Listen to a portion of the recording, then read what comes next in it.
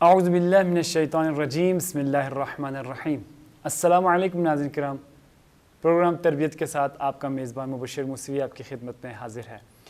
ناظرین کرام، سب سے پہلے امید کرتے ہیں آپ جہاں کہیں بھی ہیں خیریت و عافیت کے ساتھ ہوں گے، اور خداوند متعال سے دعا کرتے ہیں کہ خداوند متعال ہم سب کو اس منحوس بیماری سے بچا کے رکھے۔ ناظرین کرام، تسلسل چل رہا ہے تربیت کے حوالے سے، مختلف پروگرامز ہم کر چکے ہیں اور آگے بھی انشاءاللہ اس تسلسل کو باقی رکھیں گے۔ جن ناظرین نے ابھی ہمیں جوائن کیا ہے ان کو تھوڑا سا ہم پچھلے پروگرام کے حوالے میں ایک خلاصہ بتاتا چلوں کہ ہم نے مختلف انداز سے تربیت کو بیان کیا، مولانا صاحب نے بہترین انداز سے بیان کیا، تربیت کی تعریف کے حوالے سے گفتگو ہوئی ہماری۔ اس کے بعد اسلوب جو ہے، اصل جو قرآنی اسلوب ہے وہ کیا ہے، جس طرح سے ایک انسان جو ہے وہ انفرادی طور پر یا اجتماعی طور پر وہ معاشرے کا حصہ ہے، جس طرح بھی ہے وہ معاشرے کا حصہ ہے۔ اب اس حصے کو کیسے اس نے آگے چلانا ہے، اس معاشرے کے اس حصے کو معاشرے کو کیسے لے کے جانا ہے، اس کا جو انداز ہے وہ کیسا ہونا چاہیے، وہ قرآن میں موجود ہے اور خداوند متعال نے اس کو بیان کیا ہے۔ اور مولانا صاحب نے بہترین انداز سے بتایا کہ کس طرح سے لوگوں کے ساتھ روابط رکھنا ہے، کس طرح سے اپنا رویہ لوگوں کے ساتھ رکھنا ہے، کس طرح سے ہم نے بات کرنی ہے۔ اس کے بعد صحبت کے حوالے سے گفتگو کہ آیا تربیت میں صحبت کا کوئی اثر ہے یا نہیں، اس پر بھی مختلف انداز سے قرآن سے مثالیں لے کر آغا صاحب نے روشنی ڈالی۔ اور اگر ہماری جو صحبت ہے وہ اگر غلط صحبت میں ہم پڑے ہوئے تو اس صحبت کو کیسے درست کریں، اس پر بھی روشنی ڈالی۔ اس کے بعد نفس کے اوپر بات کی، جس طرح سے بتایا کہ انسان کو سب سے پہلے اگر کسی چیز کی تربیت کرنی وہ نفس ہے، نفس کی تربیت کیسے کی جائے اس کو بیان کیا۔ اور اس کے بعد جو اقسام بیان کیے، نفس امارہ، نفس لوامہ، نفس مطمئنہ، اور کس انداز سے خوبصورت انداز سے ان کو بیان کیا کہ کس طرح سے ہم ان کو تکمیل تک پہنچ سکتے ہیں، اس کو مکمل کر سکتے ہیں، اس کمال تک ہم پہنچ سکتے ہیں۔ اس کے بعد اسی کو آگے چلاتے ہوئے مولانا صاحب نے بہترین انداز سے ان قوانین کو بیان کیا کہ انسان الہی قوانین کو کیسے اپنے اوپر لاگو کر سکتا ہے، اپنے اولاد کو، اپنی نسل کو کس طرح سے اس قابل بنا سکتا ہے کہ وہ امام زمانہ عجل اللہ تعالیٰ فرج شریف کی مدد کر سکے، نصرت کر سکے۔ اور جس طرح سے نفس کے حوالے سے ہم سب سے پہلے گفتگو کی کہ کس طرح سے انسان سب سے پہلے کہا کہ نفس کی تربیت ضروری ہے، اس کے بعد خاندان کی، اس کے بعد معاشرے کی۔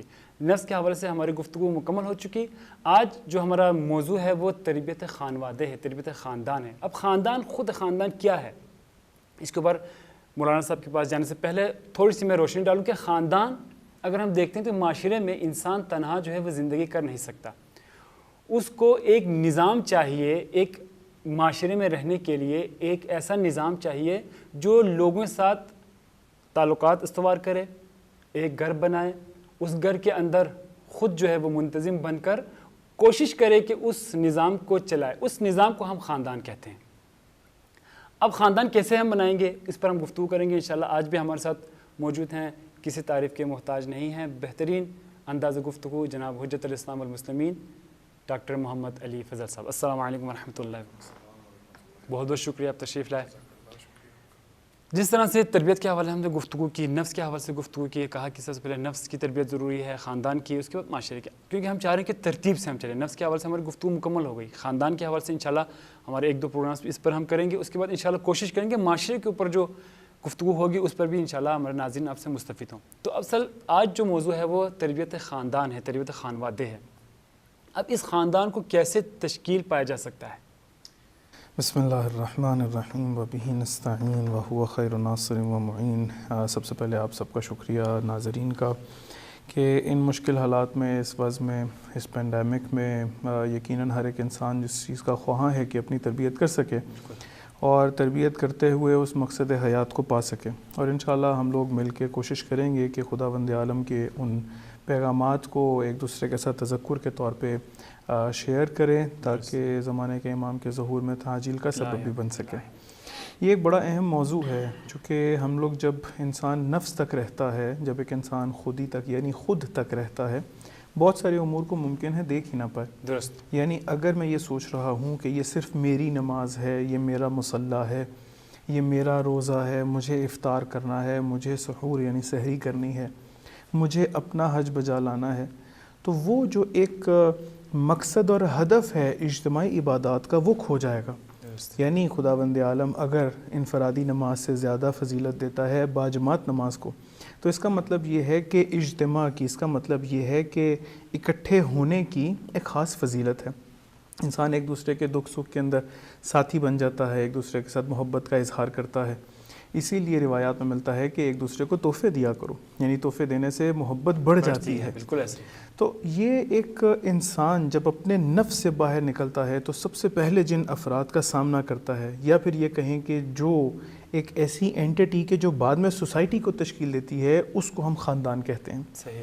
اگر ہم لوگ اس خاندان کی تشکیل کے حوالے سے بات کریں تو خلقت آدم علیہ الصلوۃ والسلام، یعنی ان سے اگر دیکھا جائے تو جب خداوند عالم نے ان کو خلق کیا تو خاندان کی تشکیل دینے کے لیے حضرت حوا کو بھی خداوند عالم نے حضرت آدم علیہ السلام کی، جس طرح سے روایات میں ملتا ہے، کہ پسلی سے خلق کیا. بالکل ایسے. اور اس کے بعد ایک خاندان کا سلسلہ اس کائنات میں شروع ہوا کہ جس کی وجہ سے پروردگار جب بعض اوقات انسان کو مخاطب ہوتا ہے قرآن کریم میں تو بنی آدم کہہ کے پکارتا ہے. بنی آدم یعنی آپ کو نسبت دے رہا ہے اس خاندان سے کہ جو آدم کا خاندان ہے. سبحان اللہ. یعنی آپ آدم کے خاندان والو، اے آدم کی اولاد، اے آدم کے بچوں. درست. اس کا مطلب یہ ہے کہ خداوند عالم نے اس خاندان کے لیے، اس تشکیل خانوادے کے لیے خاص اہتمام رکھا ہے. صحیح. قرآن کریم میں متعدد آیات ہیں کہ جو اس کی طرف اشارہ کرتی ہیں کہ خداوند عالم نے کس قدر اس کی اہمیت کا اظہار کیا. صحیح. سورہ بقرہ کی 35 نمبر آیت میں پروردگار فرماتا ہے وَقُلْنَا يَا آدَمُ اسْكُنْ أَنْتَ وَزَوْجُكَ الْجَنَّةَ. اللہ اکبر. اے آدم علیہ السلام، آپ اور آپ کی زوجہ یہ دونوں جنت میں رہیے. وَكُلَا مِنْهَا رَغَدًا حَيْثُ شِئْتُمَا. اور آپ اس میں سے جو استفادہ کرنا چاہیں، جو کھانا چاہیں آپ کھا سکتے ہیں. یہ نہیں ہے کہ خداوند عالم نے جنت کو خلق کیا اور جنت کو خلق کرنے کے بعد حضرت آدم علیہ السلام کو اکیلے کہا کہ آپ جائیے اور جا کر استفادہ کریے. نہیں ہے اس جنت میں کہ جس کو بعض روایات کے مطابق جنت ارضی کہا گیا. یہ وہ جنت نہیں ہے کہ جس کا وعدہ خداوند عالم نے آخرت کے بعد کیا ہے، روز جزا اور سزا کے بعد کیا ہے. اس جنت ارضی میں بھی پروردگار نے حضرت آدم علیہ السلام کو تنہا نہیں رکھا بلکہ ایک خاندان کی صورت میں رکھا ہے. سبحان اللہ. اسی طرح سے جہاں پر سورہ ہود میں پروردگار حضرت نوح علیہ السلام کا قصہ ذکر کرتا ہے، اس کی 40ویں آیت میں پروردگار جہاں پر حضرت نوح علیہ السلام سے کہتا ہے کہ دیکھو ابھی پانی ابلنا شروع ہو گیا، ابھی بارش جو ہے وہ نازل ہونا شروع ہو گئی.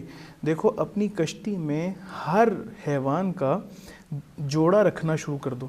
یہ جوڑا رکھنے سے مراد یہ ہے کہ یہ جو خاندان کی بقا ہے یہ ضروری ہے. یہ جو ایک خداوند عالم نے ایک سلسلے کو تشکیل دیا ہے کہ جس کا رہنا ضروری ہے، جس کا باقی رہنا ضروری ہے. خداوند عالم نے اگر عذاب بھی نازل کرنا ہے اور اس پوری دنیا کے اوپر عذاب نازل کرنے کے بعد ایک آدم ثانی کو خداوند عالم نے اس کائنات میں بھیجنا ہے حضرت نوح کی شکل میں، تو کہا کہ دیکھو تم جوڑے رکھنا شروع کر دو، دو کو رکھنا شروع کر دو. کیا بات. اچھا اس کے علاوہ اور ہم لوگوں کو بہت سارے تذکرہ ملتا ہے جہاں پر جنت میں بھی حتیٰ ملتا ہے کہ جنت میں بھی جو جائیں گے وہ اپنے خاندان کی شکل میں رہیں گے. ان کے لیے ازواج ہوں گی، زوجات ہوں گی، حور و غلمان کا جو ایک باقاعدہ قرآن کلمات استعمال کرتا ہے کہ وہاں پر انسان کے لیے مہیا ہوں گی. تو ایک خاندان جب تک تشکیل نہ پائے تب تک انسان کا تکامل نہیں ہو سکتا. اس کی وجہ کیا ہے؟ اس کی وجہ یہ ہے کہ خاندان انسان کی شخصیت میں تکامل پیدا کرتا ہے، احساس مسئولیت پیدا کرتا ہے. اگر جب تک میں تنہا ہوں، اکیلا ہوں، میرے اوپر کسی کی ذمہ داری نہیں ہے، مجھے کسی کی حفاظت نہیں کرنی ہے، اکیلا زندگی کر رہا ہوں، مجھے کسی سے کوئی مشکل نہیں ہے. اسی تنہائی، اسی نفس کے عالم سے، اسی خود کے عالم سے انسان خداوند عالم چاہتا ہے کہ انسان کو نکالے اور اس کو ذمہ دار بنانا شروع کر دے. انسان کی شخصیت متکامل ہو جاتی ہے. جیسے انسان شادی کرتا ہے، جیسے رشتہ ازدواج کے اندر اپنے آپ کو باندھتا ہے، ساتھ ہی خداوند عالم کہتا ہے یہ جو خاتون ہے اس کا نان و نفقہ میں تم پر واجب کرتا ہوں. خداوند عالم نے اس خاندان کی تشکیل کے ذریعے سے اس کی شخصیت کو متکامل کر دیا، اس کی مسئولیت میں اضافہ کر دیا، اس کی ذمہ داری میں اضافہ کر دیا. اور انسان اس کو حس بھی کرتا ہے. اگر انسان شادی کے بعد وہ تمام ذمہ داریاں نہ نبھائے، چونکہ ہمارے معاشرے میں اس طرح کے بہت سارے مسائل موجود ہیں. یعنی کہا جاتا ہے کہ بھئی جس طرح سے یہ پہلے لاؤبالی تھا، جس طرح سے یہ پہلے اونچی آواز میں بات کیا کرتا تھا، جس طرح سے پہلے یہ گھر لیٹ آیا کرتا تھا، جس طرح سے یہ پہلے گھر کے سامان کے اندر بالکل کوئی شغف نہیں رکھتا تھا، کوئی شوق نہیں رکھتا تھا، اس کو مکمل نہیں کرتا تھا، اب کسی کے حقوق ادا کرنے کے حوالے سے بہت زیادہ تنبلی اور کسالت سے کام لیتا تھا، سستی کرتا تھا. اسی طرح سے اگر شادی کے بعد بھی ہو تو ہمارا معاشرہ اس کو سرزنش کرتا ہے کہ تم نے ایسا کیوں کیا، تم ایسا نہیں کرنا چاہیے تھا. اس کا مطلب یہ ہے کہ اگر اس کی خاندان کے حوالے سے تربیت درست نہ ہو تو جو خداوند عالم کا خاندان کی تشکیل کے بعد ہدف ہے کہ اس کی شخصیت متکامل ہو جائے گی، اس کی پرسنالٹی بہتر ہو جائے گی، صحیح، وہ نہیں ہو پائی۔ اس لیے ضروری ہے کہ خاندان کی باقاعدہ تربیت ہونی چاہیے۔ صحیح، انسان کا ایمان محفوظ اور کامل ہو جاتا ہے۔ درست، یعنی کتنی ہم لوگوں کو روایات ملتی ہیں کہ شادی سے پہلے اور خاندان کی تشکیل کے بعد انسان کی نماز مکمل ہو جاتی، بالکل ایسے انسان کی عبادات مکمل ہو جاتی، انسان کو نفسیاتی سکون اور آرام ملتا ہے، درست، انسان نفسیاتی طور پہ اپنے آپ کو آرام محسوس کرتا ہے، سکون میں محسوس کرتا ہے۔ اور بہت سارے ہمارے ناظرین جو اس وقت دیکھ بھی رہے ہوں گے وہ شاید اس بات سے ہوں کہ بہت سارے لوگ شادی کے بعد زیادہ پریشان ہو گئے اور مشکلات کا شکار ہو گئے۔ اس کی وجہ اسی خاندان کی تربیت نہ ہونا ہے۔ صحیح، اگر خاندان کی تربیت ہو تو یہ ساری کی ساری مشکلات ہٹ سکتی ہیں۔ بالکل ایسے ہی، انسان معاشرے کے اندر مقام حاصل کرتا ہے۔ ایک شخص ہے کہ جو اس کا احترام کرنے لگتا ہے، اس کی اولاد ہے کہ جو اس کو بابا کہہ کے جب پکارتی ہے تو معاشرے کے اندر اس کا ایک مقام ہوتا ہے۔ بالکل ایسے ہی، اسی طرح سے جب اس کا خاندان آگے بڑھنا شروع کر دیتا ہے، اس کے پوتے ہیں، پوتیاں ہیں، اس کے نواسے ہیں، نواسیاں ہیں، یہ جب اس کو بزرگ بناتے ہیں، جب اس کو بزرگ سمجھتے ہیں تو یہ ایک مقام پاتا ہے، کیا بات، اسی مسئولیت کے اندر اضافہ ہوتا چلا جاتا ہے، یہاں تک کہ وہ جب ان سب کو نبھاتا چلا جاتا ہے، ان سب کے حقوق ادا کرتا جاتا ہے درست تربیت کے ساتھ، تو یقیناً وہی خاندان ہے کہ جو اسی دنیا میں رہتے ہوئے ان تمام سکون کو پا پاتا ہے سبحان اللہ، کہ جو باقی خاندان نہیں پا پاتے۔ بالکل ایسے ہی، اس وقت یورپ میں جو سب سے بڑی مشکل ہے، آپ غور کریے کہ اس وقت وہاں کے جتنے بھی متفکر ہیں، مغز متفکر، یعنی جو تھنک ٹینکس ہیں، یا ان کو کہہ لیجئے کہ جو وہاں کے سوشلسٹس ہیں، یا جو سوسائٹی کے اوپر بات کرتے ہیں، گفتگو کرتے ہیں، ایک سول ایکٹیوسٹس ہیں، یہ سارے کے سارے یورپ کے حوالے سے اسی حوالے سے پریشان ہیں کہ وہاں پر جو خاندانی سسٹم ہے ٹوٹتا چلا جا رہا ہے، صحیح، وہاں پر ایگریمنٹل سسٹم بڑھتا چلا جا رہا ہے، درست، وہ جو ایک خاندان بننے کے بعد ایک دوسرے سے محبت، ایک دوسرے سے الفت، ایک دوسرے وہ کا ختم ہے، غم خاری، بالکل، سب کچھ ختم ہوتا چلا جا رہا ہے۔ اور یعنی بہت ہی زیادہ افسوس کے ساتھ کہنا پڑ رہا ہے کہ بہت سارے اسلامی ممالک کے من جملہ ان میں سے دبئی اور متحدہ عرب امارات، ان لوگوں نے باقاعدہ اس کو بھی ابھی لیگل کر دیا ہے اور اس کو بھی ایک لا کا حصہ بنا بالکل دیا ایسے ہے۔ ہی، یعنی خداوند عالم کی مشیت کے بالکل مقابلے میں آ کر کھڑے ہو جائیں۔ اگر ایک انسان خداوند عالم کی مشیت کے بالکل مقابلے میں آ کے کھڑا ہو جائے تو کس طرح سے ممکن ہے کہ اس دنیا میں وہ سکون پا سکے؟ بالکل بھی نہیں پا سکتے، کس طرح سے ممکن ہے کہ وہ اس دنیا کے اندر اطمینان پا سکے؟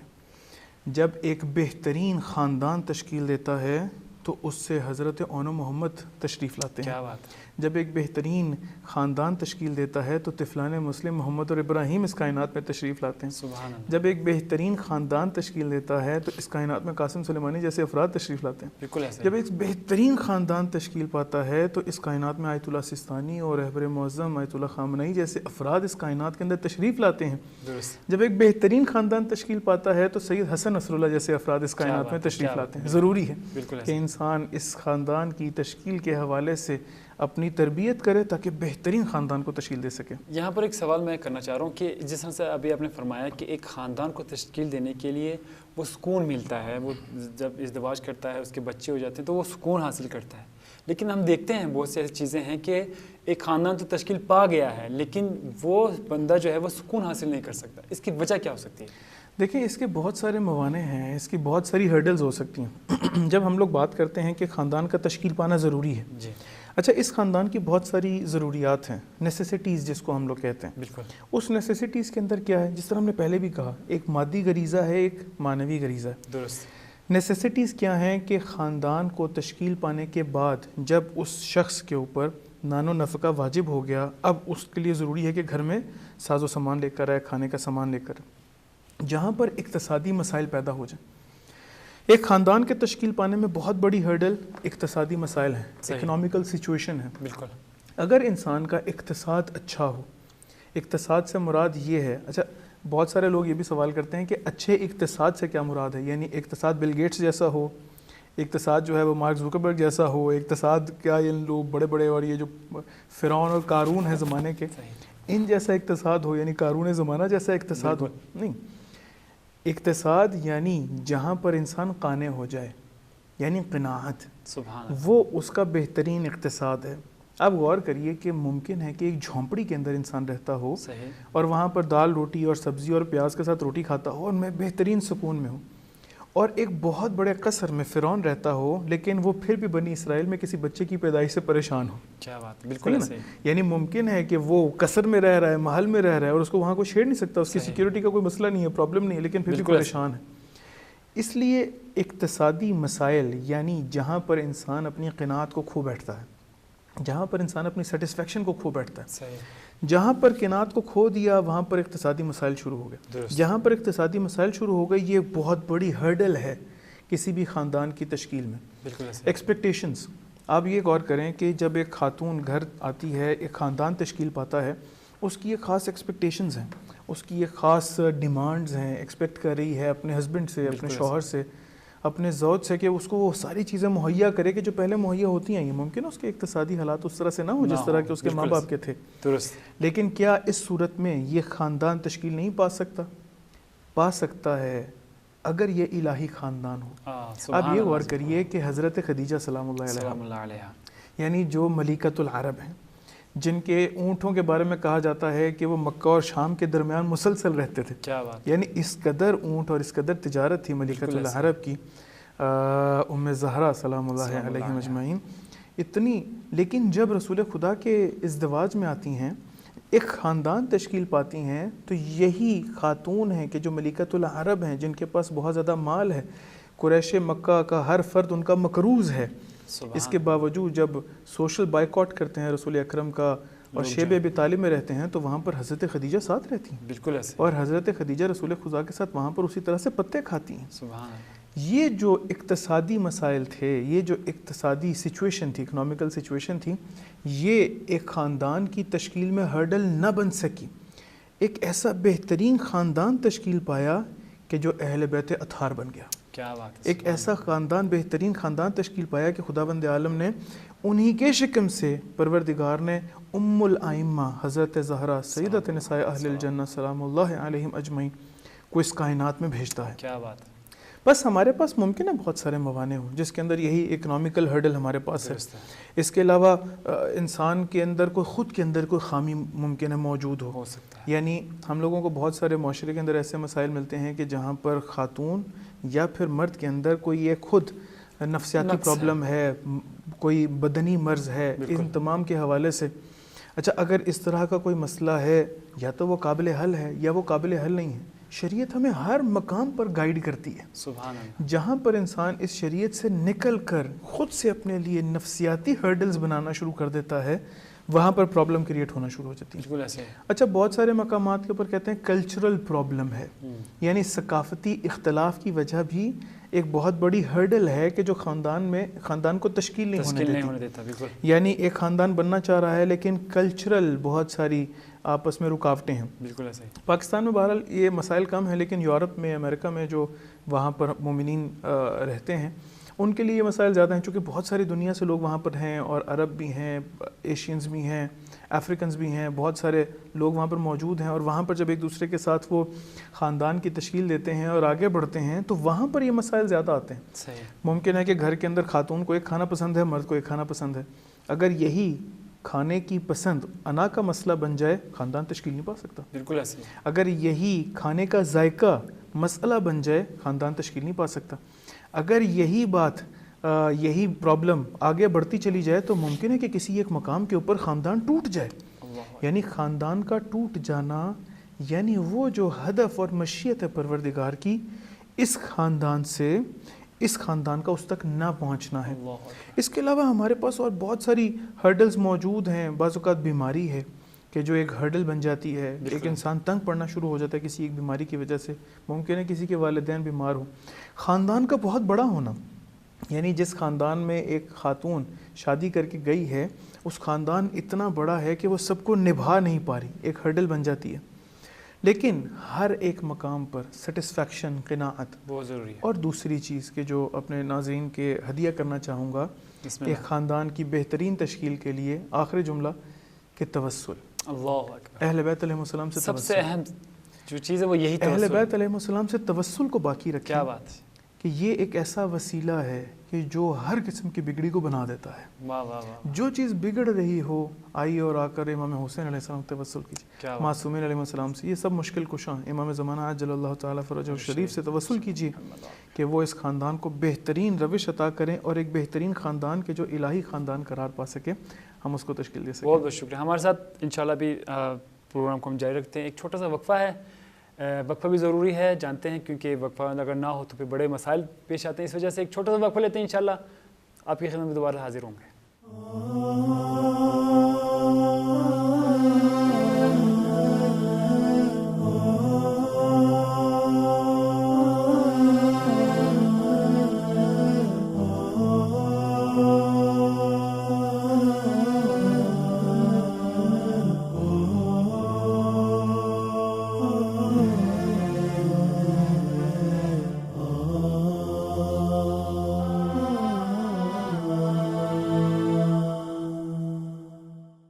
ویلکم بیک ناظرین کرام. بہترین انداز سے مولانا صاحب تربیت کے حوالے سے گفتگو کر رہے ہیں اور خاندان کے حوالے سے کس طرح سے خاندان کو تشکیل دینا چاہیے اور کیا کیا چیزیں موانع ہیں اس حوالے سے کہ خاندان جو ہے وہ تشکیل نہیں پاتا.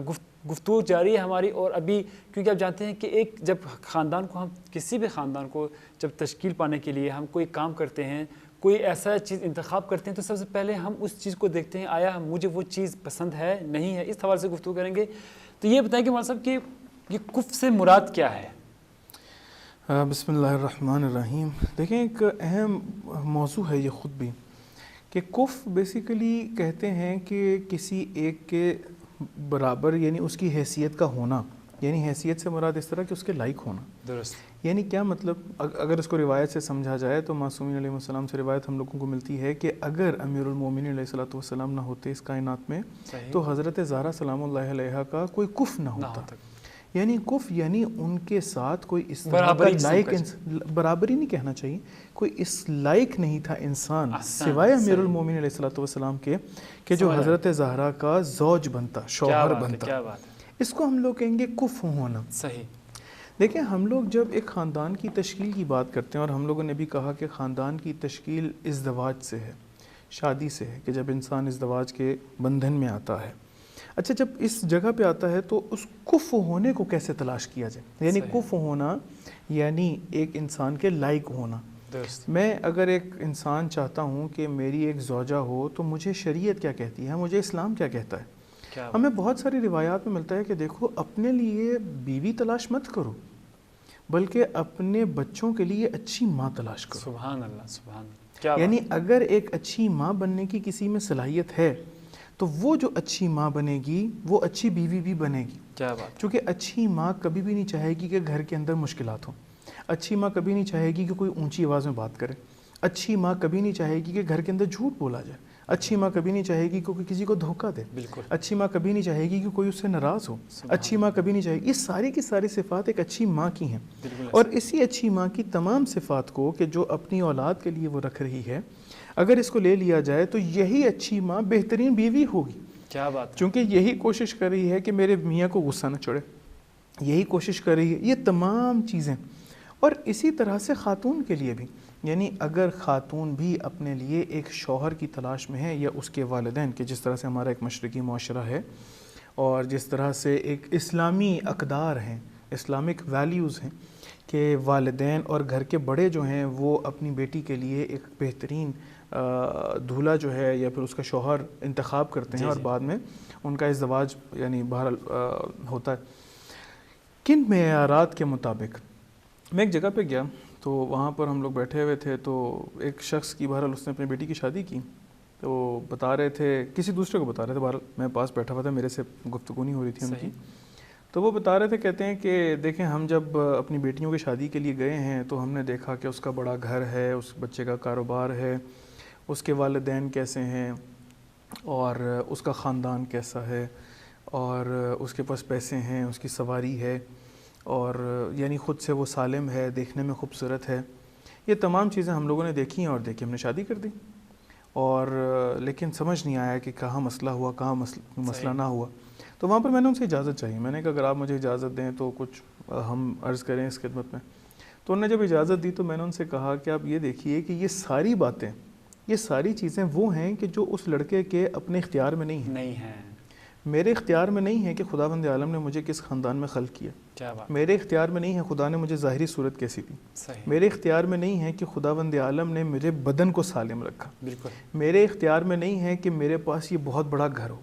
میرے اختیار میں یہ سب خداوند عالم کی عطا ہے. بالکل ایسے. پروردگار نے مجھے رزق دیا, میرے پاس سواری آ گئی, خداوند عالم نے مجھے رزق دیا, گھر آ گیا. خداوند عالم نے مجھ پر کرم کیا کہ اس خلقت سے پہلے پروردگار نے میری روح کو پوچھا نہیں تھا کہ کہاں پر تمہیں خلق کرنا ہے. یعنی جو امریکہ کے اندر پیدا ہوا, جو یورپ کے اندر پیدا ہوا, جو پاکستان کے اندر پیدا ہوا, اس سے پوچھا نہیں گیا کہ تم پاکستان میں پیدا ہونا ہے کہ تم نے برطانیہ میں پیدا ہونا. بالکل ایسے. تم نے کہاں پیدا ہونا. تو یہ تو ساری وہ چیزیں ہیں کہ جو اس کے اپنے اختیار میں نہیں ہیں. بالکل ایسے.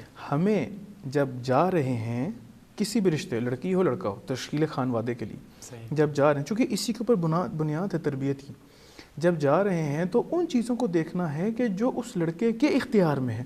بالکل ایسے. اس کا نمازی ہونا لڑکے کے اختیار میں ہے, اس کا عبد ہونا لڑکے کے اختیار میں ہے, اس کا خوش اخلاق ہونا لڑکے کے اختیار میں ہے, اس کا محنتی ہونا اس خاتون یا لڑکے کے اختیار میں ہے, اس کا سلیقہ, اس کا خوش اخلاق ہونا, اس کا لہن ہونا, اس کا سچا ہونا, اس کا بہترین عبادت گزار ہونا, اس کا قرآن خوان ہونا, اس کا قرآن کی تلاوت کرنے والا ہونا, یہ ساری کی ساری وہ چیزیں ہیں کہ جو اس کے اپنے اختیار میں ہیں.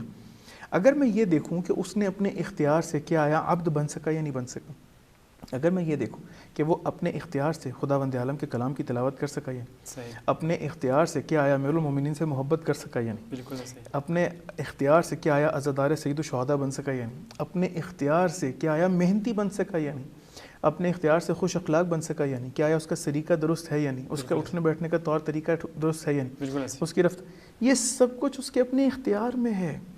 ممکن ہے کہ ایک لڑکے یا ایک خاتون کے پاس اس وقت اقتصادی طور پہ بہت زیادہ خوشحالی نہ ہو, لیکن خداوند عالم اس کی محنت کی وجہ سے کہ جو اس نے بعد میں محنت انجام دینی ہے, ممکن ہے اس کو بہت کچھ عطا کر دے. اس کو بہت کچھ عطا کر دے. میں اس کی اس صفت کو دیکھتا رہا کہ جو خدا نے اس کو عطا کی ہے, میں اس صفت کو نہ دیکھ سکا کہ جو اس نے خود کسب کی ہے. سبحان اللہ. ضروری یہ ہے کہ میں یہ دیکھوں اس نے خود کیا کسب کیا ہے. لیکن میں یہاں پر ایک چھوٹا سا معذرت چاہتا ہوں, آپ کو ٹوک رہا ہوں. عام لوگ یہ چیز کو نہیں سمجھتے, لیکن آپ دیکھتے ہیں یہ بہت سے لوگ, ابھی آپ نے بہت سی باتیں کی ہیں کہ لڑکا جو ہے وہ ایماندار ہو, نمازی ہو, شب گزار ہو, یہ تمام صفات اس میں ہونی چاہیے, اس میں شک نہیں. لیکن آج کے دور میں کوئی بھی ان چیزوں کو نہیں دیکھتا. وہ کہتے ہیں یہ کتابی چیزیں ہیں, ہمیں کیا دیکھنا ہے, آیا وہ پڑھا لکھا ہے, پیسے والا ہے, گھر ہے, گاڑی ہے, جاب ہے, ان چیزوں کو دیکھتے ہیں. تو اگر ہم کیسے ان چیزوں پر, ان کو چھوڑ کر جیسا بھی آپ نے بتایا, ان پر کیسے وہ عمل کر سکتے ہیں؟ میں نے جس طرح سے پہلے عرض کیا, خوف سے خود کو نکال لیں. آپ یہ سمجھتے ہیں کہ اگر اس کے پاس اقتصادی حالات اچھے نہیں ہیں, اقتصادی حالات اچھے نہیں ہیں لڑکے کے پاس علی الفرض, تو وہ آپ کی بچی کو کھانا نہیں کھلا سکے گا. بالکل ایسا ہی. میں اپنے آپ کو خوف سے نکال دیتا ہوں, لڑکا بہت نیک ہے اور محنتی بھی ہے اور محنت کر بھی رہا ہے. میں اپنے آپ کو خوف سے نکالتا ہوں خداوند عالم کے وعدے کے ذریعے سے کہ پروردگار وعدہ کرتا ہے کہ اس کائنات میں ہر ذی روح کو وہ رزق دے گا. سبحان اللہ. دیکھیں ہمارے پاس دو قسم کا رزق ہے نا, ایک علم کا رزق ہے, ہمارے پاس بہت ساری اقسام کے رزق ہیں, لیکن اگر ابھی ہم لوگ دو قسم کی بات کریں, ایک علم کا رزق ہے اور ایک یہ بدن کی غذا ہے, یہ رزق ہے. بدن کی غذا جو رزق ہے وہ خداوند عالم نے انسان کے اس کائنات میں آنے سے پہلے اس کی ماں کو دے دیا. صحیح. ایسا پروردگار نے وعدہ کیا کہ اس کی ماں کو پہلے اس کے آنے سے پہلے رزق دے دیا. صحیح. لیکن جہاں پر علم کی بات آتی ہے, بار بار معصومین علیہ السلام کہتے ہیں اطلبوا العلم من المہد الی اللحد, ماں کی گود سے لے کر اپنی قبر تک جو ہے تم علم حاصل کرو. ولو بالسین, تمہیں جس قدر مرضی دور جانا پڑے, تمہیں جس قدر مرضی مشکلات سے گزرنا پڑے, علم حاصل کرو, معرفت حاصل کرو. یعنی خداوند عالم نے علم سب کو نہیں دیا, صحیح, لیکن خداوند عالم نے اس رزق, دنیا کے رزق سب کو دیا. صحیح بات. خداوند عالم نے ہوا, کسی نے پیسے دیے ہوا کے لیے نہیں, کسی نے پیسے دیے ہیں اس سورج کی تپش کے لیے, کسی نے پانی کے لیے. یعنی کہنے کا مقصد یہ ہے کہ خداوند عالم نے اس رزق کو انسان کے اختیار میں قرار دیا. انسان اپنے آپ کو خوف سے نکال لے, وہ کہ جو اس کی اپنی صلاحیت کے ساتھ اس نے حاصل کیا ہے اس کو لے لے. حضرت فضہ سلام اللہ علیہ جب تک وہ حبشہ کی شہزادی تھیں, ان کے پاس بہت کچھ ہوگا, بالکل, لیکن وہ کنیز زہرا نہیں تھیں. کیا بات ہے. یہ کنیزی ہے حضرت زہرا, انہوں نے خود کسب کی ہے. صحیح. اور ایک نقطہ اس میں اضافہ کرتا چلوں اور اپنے ناظرین کے لیے بھی اس کو بیان کرتے چلیں, بسم اللہ, کہ آپ یہ دیکھیں کہ جب انہوں نے خود سے اس کنیزی کو کسب کیا ہے، اس کنیزی کو کسب کرنے کے بعد ان کی فضیلت کتنی بن گئی ہے کہ جب یتیم مسکین اسیر آ کر حضرت زہرا پہ دستک دیتے ہیں تو جب کھانا دینے والی ذات آگے بڑھتی ہے، امیر المومنین آگے بڑھتے ہیں، حضرت زہرا آگے بڑھتے ہیں، امام حسن حسین آگے بڑھتی ہیں، تو وہاں پر ایک پانچویں شخصیت بھی ہے. وہ پانچویں شخصیت حضرت فضا کی ہے سبحان کہ جو اپنی بھی افطار اس یتیم مسکین اسیر کو دے دیتے کیا ہیں. بات ہے، کیا وہ کہتے ہیں مانگا ایک تھا آئے پانچ ہیں. واہ واہ واہ. یعنی جہاں پر معصومین علیہ السلام عطا کر رہے ہیں وہاں پر حضرت فضا بھی عطا کرنا شروع کرتے ہیں. یہ کس منصب کے ساتھ ہے؟ سبحان اللہ. یہ عام منصب نہیں ہے، یہ غلام علی بن جانا، غلام امیر المومنین بن جانا، امام حسین علیہ السلام کا غلام بننا.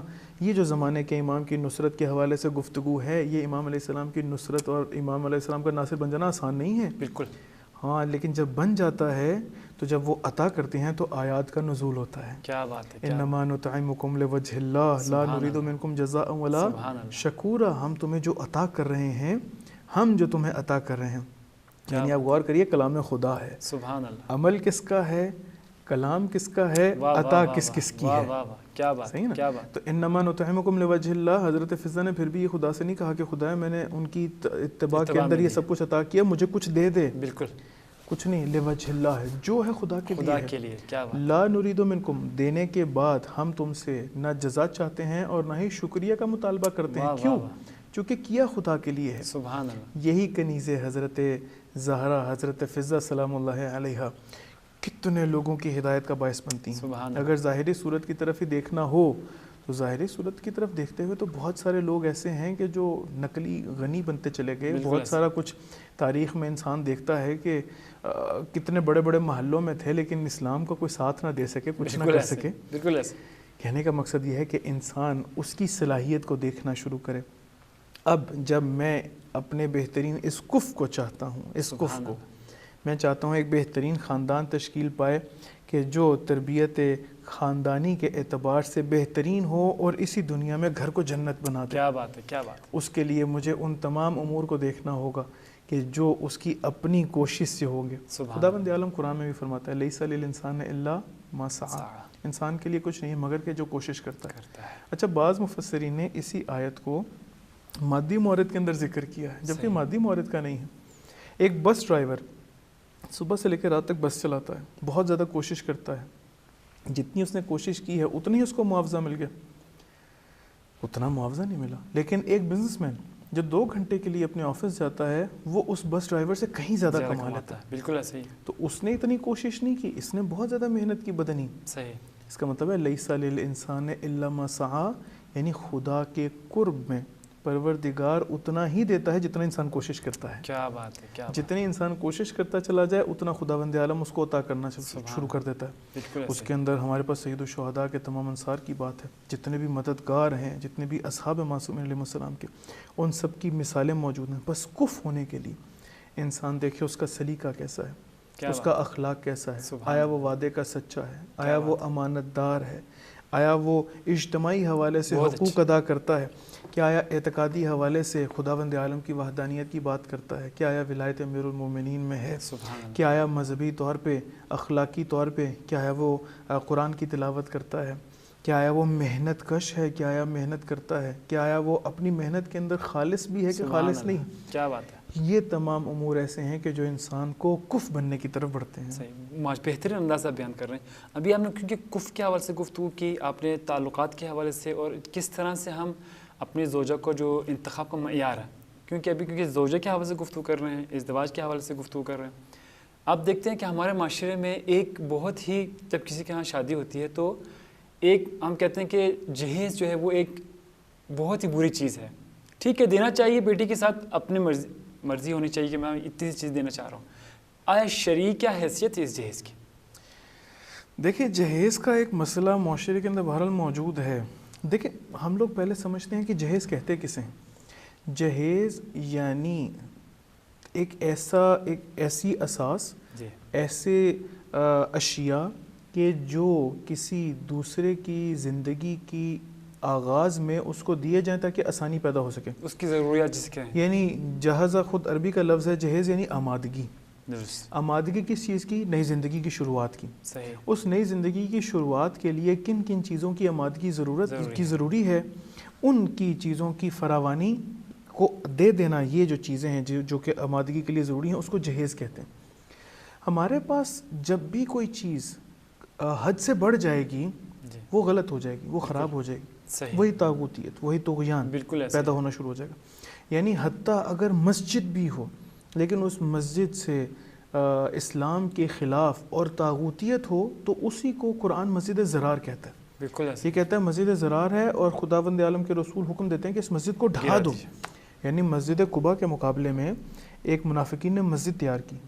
دیکھنے میں مسجد ہے، دیکھنے میں وہاں پر نماز ہو رہی ہے، صحیح، دیکھنے میں وہاں پر عبادت ہو رہی ہے، لیکن چونکہ اسلام کے مبانی کے خلاف ہو گئی، خداوند عالم نے کہا یہ مسجد نہیں، یہ مسجد ضرار ہے. بس رسول خدا نے حکم دیا کہ اس مسجد کو مسمار کر دو. بالکل ایسے. اسی طرح سے معاشرے میں جب بھی کوئی چیز اپنی حیثیت سے بڑھ جائے، کھو دے، اپنی اوقات کو کھو دے، وہاں پر مشکلات پیدا ہونا شروع ہو جائے. بالکل ایسے. جہیز فی نفس ہی کوئی مشکل نہیں رکھتا. صحیح. اور یہ صرف لڑکی والوں کے لیے ضروری نہیں ہے کہ اپنی لڑکی کو جہیز دیں. یعنی کہ آیا لڑکی والوں پر ضروری ہے کہ وہ جتنی بھی نئی زندگی کی شروعات کے لیے آمادگی ضروری ہے وہ سب کا سب خود سے مہیا کریں؟ یہ معاشرے کی ذمہ داری ہے. بلکہ اگر شریعت کے حوالے سے دیکھا جائے، شریعت میں ہم لوگ تاریخ کے حوالے سے دیکھتے ہیں کہ تاریخ میں بھی جب عقد نکاح میں آ رہے تھے امیر المومنین علیہ السلام اور حضرت زہرا کا نکاح تھا، تو رسول خدا تشریف لائے اور امیر المومنین علیہ السلام سے کہا کہ آپ اپنی زرہ کو فروخت کریے. بالکل. امیر المومنین علیہ السلام کی زرہ کو فروخت کیا گیا، اور زرہ کو فروخت کرنے کے بعد حضرت زہرا کا جہیز بنایا گیا. بالکل ایسا. اگر اب یہ دیکھیں تو یہ تو معاشرے کے اندر ایک عجیب سی روش بن جاتی ہے کہ ایک لڑکی کے جو والد ہیں وہ اپنے داماد سے کہیں کہ تم اپنی چیزوں کو بیچ کے تو اپنی زندگی کو جو شروع کرنا ہے اس کی آمادگی ان تمام سامان کو مہیا کرو. بالکل. تو یہ کہ جہیز فی نفس ہی کوئی شرعی اس طرح سے بطلان نہیں ہے، بلکہ اچھا ہے ایک معاشرے کے تمام افراد آ کر مدد کریں ایک نئے جوڑے کی تاکہ وہ بہترین طریقے سے اپنی زندگی کو آگے بڑھا سکیں. لیکن غلط وہاں پر ہوتا ہے کہ جہاں پر ایک انسان اپنے آپے سے باہر ہو جائے معاشرے کو دکھانے کے لیے. صحیح. بالکل. جہاں پر دکھانے کے لیے بات آئے گی وہاں پر مسائل کھڑے ہو جائیں گے. وہاں پر وہ جو ہم نے کہا کہ خوف من اللہ ہو، صرف اللہ سے صرف خوف ہو، یہ انسان معاشرے سے خوف زدہ ہے، خداوند عالم سے خوف زدہ نہیں ہے. یہ معاشرے سے خوف زدہ. اس سے کہا کہ اگر میں اپنی لڑکی کو یہ نہیں دوں گا تو لوگ کیا کہیں گے، لوگ کیا کہیں گے. بالکل. لڑکے والے کیا کہیں گے. آپ معاشرے میں دیکھیں تو یہی بات ہوتی ہے جو کہ جہیز دینا، لوگ کیا کہیں گے، اس وجہ سے وہ جہیز دے رہے ہوتے ہیں. تو یہی بات ہے نا. یعنی جب آپ کہتے ہیں کہ لوگ کیا کہیں گے، آپ یہ نہیں سوچتے خدا کیا کہے گا. بالکل ایسے. اگر آپ یہ تصور کر لیں کہ خدا کیا کہے گا تو پھر لوگوں کی پرواہ نہیں کریں گے، جو خداوند عالم کہے گا وہی آپ کریں گے. سبحان اللہ. بس یہ کہیں پر بھی ہمارے پاس کسی لڑکی والوں کی ذمہ داری نہیں ہے کہ وہ اپنی لڑکی کو بیاہتے وقت یہ ساری جو سامان ہے جس کو جہیز کہا جاتا ہے اصطلاحاً، وہ سارے کا سارا اس کو ادا کریں. بلکہ ایک معاشرے کی ذمہ داری ہے کہ اگر ایک خاندان تشکیل پا رہا ہے وہ جو نئے خاندان کے لیے ضروری اشیاء ہیں اس کے لیے مہیا کی جا سکیں تاکہ وہ بہترین طریقے سے اپنی زندگی کو گزار سکے. کیا بات ہے، بہترین انداز. اب یہاں پر ایک اور سوال یہ ہے کہ اب جس طرح کہ ہمارے معاشرے میں تو یہ ہے، اور بلکہ شریعت نے ہمیں کہا ہے کہ جہیز، جس طرح مولا علی کی اپنے مثال دی کہ وہ خود اپنا جو ذرہ بیچ کر اس چیز کو مہیا کر رہے ہیں. آیا ابھی آپ دیکھتے کہ ہمارے معاشرے میں بہت سے لوگ ایسے ہیں ان چیزوں کو پرواہ نہیں کرتے. بہت سی چیزیں لاکھوں روپے ہے، بعض لوگ تو کروڑوں روپے تک خرچ کر دیتے ہیں. اب جو چیز جنہوں نے خرچ کیا، شریعت کے حوالے سے تھوڑا سوال ہے، جنہوں نے چیزیں یہ لیا ہے آیا ان کو اس حوالے سے گناہ کے حوالے سے ہے سوال کہ آیا ان کو مثلا، کیونکہ شریعت نے ہم تو بتایا کہ کچھ چیزیں اب دے دیں، اب انہوں نے اس حد کو پار کر دیا ہے، کروڑوں روپے خرچ کر دیے ہیں، اس حوالے سے کہ گناہ ہے یا نہیں ہے؟ بالکل. اگر تو معاشرے کے اندر حرج اور مرج کا باعث بن رہا ہے تو جائز نہیں ہے. یعنی آپ یہ دیکھیے کہ معاشرے کے اندر ایک شخص اگر اپنی بساط سے بہت بڑھ کر مجبور ہو جاتا ہے کسی ایک مقام پر اور لوگوں کو دکھانے کے لیے یہ سارے کام انجام دیتا ہے، تو سب سے پہلی بات تو یہ کہ اس نے شرک کیا. صحیح. یعنی خداوند عالم کے لیے اس نے عمل انجام ہی نہیں دیا، اس نے لوگوں کے لیے انجام دیا. اور لوگوں کے لیے انجام دینا یعنی خداوند عالم کے مقابلے میں لوگوں کے لیے وہ سارے اعمال کو انجام دے رہا ہے. بالکل. دوسری چیز کہ معاشرے کے اندر حرج اور مرج کا باعث بن گیا. صحیح. معاشرے کے اندر حرج اور مرج کا مطلب یعنی معاشرے کے اندر اضطراب کا باعث بن گیا. اب جب اس لڑکے کو اس والد کو دیکھا کہ اس نے بہت سارا اپنی لڑکی کو جہیز دیا ہے, تو بہت سارے اور جو والدین ہیں وہ پریشان ہو گئے کہ ہمارے تو معاشرے کا طور طریقہ ہی یہ ہے. اگر معاشرے کا طور طریقہ ہی یہ ہے تو وہ پریشان اس بات پہ ہو گئے کہ ہم کس طرح سے اپنے بچی کو اس قدر جہیز دے سکیں گے, ہم کس طرح سے اپنی بچی کو اس طرح سے بیاہ سکیں گے. یہ جو معاشرے کے اندر حرج اور مرج کا باعث بنا ہے, حرج و مرج کا باعث بنا ہے, یہ اسلام اس کی اجازت نہیں دیتا, اس اضطراب کی اجازت نہیں دیتا. بس ضروری ہے اپنے ناظرین کے لیے ایک جملے کے اندر اگر اس کو ہم لوگ خلاصہ کریں, ضروری ہے کہ انسان اپنے خاندان کی تشکیل میں, اور اگر چاہے کہ یہ الہی خاندان بن جائے, تو ضروری ہے ان تمام معیارات پہ اپنے خاندان کی تشکیل کرے اور بعد میں اس کی تربیت کرے کہ جو اس کو خداوند عالم کے نزدیک کر سکیں.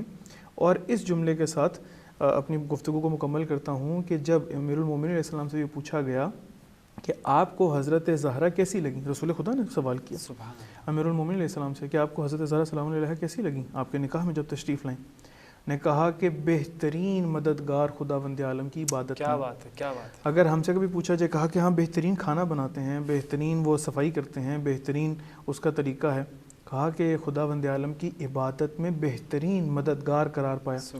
لیکن اچھا بعض لوگ اس جگہ پہ یہ کہتے ہیں کہ بہترین مددگار قرار پایا یعنی بس ان کے ساتھ عبادت انجام دیتی ہیں. نہیں, اگر مددگار ہیں عبادت میں تو وہ جو عبادت کے اندر سکون ہونے کے تمام مقدمات ہیں وہ حضرت زہرا نے مہیا کی ہے. کیا بات ہے. یعنی غذا کا مہیا کرنا امیر المومنین علیہ السلام کی عبادت کے اندر مددگار ہے. بچوں کی بہترین تربیت کرنا والد کے ذہنی سکون کا سبب ہے اور بہترین عبادت میں مددگار ہے. بالکل ایسے. گھر کی نظافت کو رکھنا, گھر کی صفائی کو رکھنا, پاکیزگی کو رکھنا, طہارت کو رکھنا, غذا کی طہارت کو رکھنا, یہ تمام چیزیں مددگار ہیں عبادت میں. سبحان اللہ. بس اگر ایک انسان چاہتا ہے کہ ایک ایسا خاندان ہو کہ جو آگے نسل بڑھے اور امام زمانہ کی نصرت اور ناصرین کی نسل ہو سکے, تو یقیناً اس کے لیے ضروری ہے کہ ان تمام امور پہ توجہ کر کے خاندان کو تشکیل دے. بہت بہت شکریہ. بس بات یہاں سے یہ ثابت ہوتی ہے کہ تربیت جو ہے وہ ایک امر ضروری ہے اور واجب ہے. بہت بہت شکریہ, تشریف لائے آپ, بہت بہت شکریہ جی. تو ناظرین انشاءاللہ امید کرتے ہیں آپ نے ہمارا یہ پروگرام بھی پسند کیا ہوگا. انشاءاللہ ابھی تربیت کے حوالے سے انشاءاللہ یہ سلسلہ جاری ہے. انشاءاللہ دوبارہ آپ کی خدمت میں حاضر ہوں گے. اس وقت تک کے لیے اپنے میزبان مبشر موسیوی کو اجازت دیجیے گا. السلام علیکم ورحمۃ اللہ وبرکاتہ.